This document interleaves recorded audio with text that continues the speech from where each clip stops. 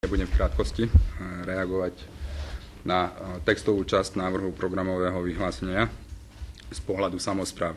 V časti hospodárska politika a samosprávy programové vyhlásenie hovorí o tom, že sa zefektívni systém miestnych daní a vytvorí sa predpoklad na posilnenie vlastných príjmov územnej samosprávy.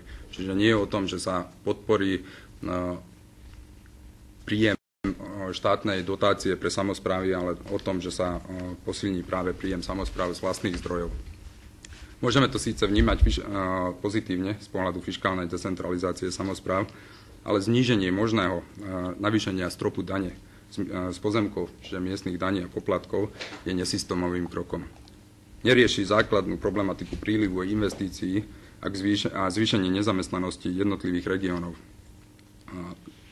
kde môžu samosprávy pomôcť práve účinnými daňovými úľavami. To jest, môžu upustiť od miestnych daní. V prípade, že toto chce vláda v nejakej podobe riešiť a tým riešiť aj nezamestnanosť jednotlivých regiónov, bude nutné, aby sa liberalizovalo zákonné postavenie v rámci miestnych daní a poplatkov.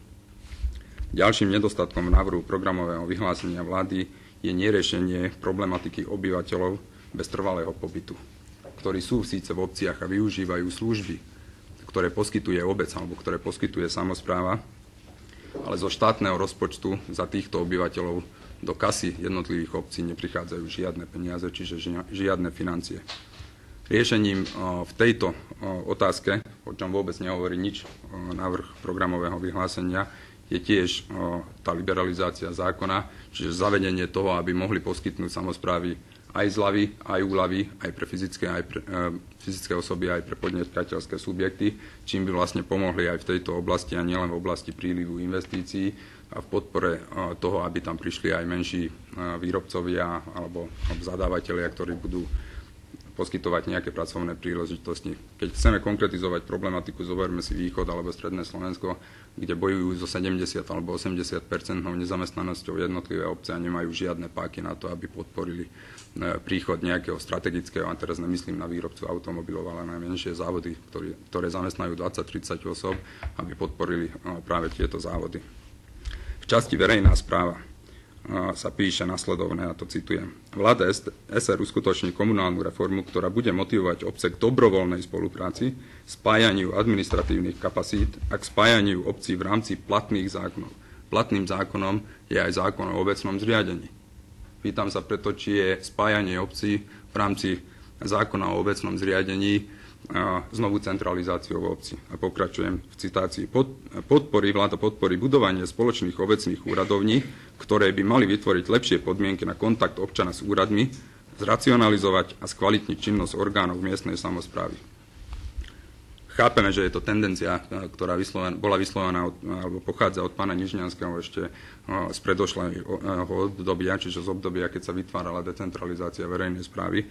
Ale táto tendencia, ktorá sa uvádza v texte, protirečí základnej filozofii decentralizácie verejnej správy, ktorej základným kameňom bola snaha o to, aby bola verejná správa čo najbližšie k občanovi, to jest, aby občan mohol vybavovať svoje úradné veci v mieste svojho bydliska, respektíve pobytu. Nátlak na spájanie administratívy a na spájanie obcí môže viesť k vytváraniu znovu centralizácie, čo som už spomínal, samospráv, čo vnímame ako krok vedúci k likvidácii menších obcí. Podotýkam, k likvidácii menších obcí. Menšie obce stratia svoju funkčnosť, nebudú mať úrady. Riešením problematiky je vytvorenie takej fiškálnej decentralizácie, ktorá zabezpečí, aby samosprávy neboli v stave, v akom sa ocitli v roku 2009 a 2010. To jest v stave, keď sa v priebehu roka drasticky znížili príjmy zo štátneho rozpočtu a tým bola ohrozená funkčnosť fungovania jednotlivých samospráv, čiže miesta obcí. Keď nebudú financie na to, aby sa zabezpečili, zbytočne budeme vytvárať systém centrálnych obcí, lebo nebudú financie ani na fungovanie tých. Ďakujem pekne za pozornosť.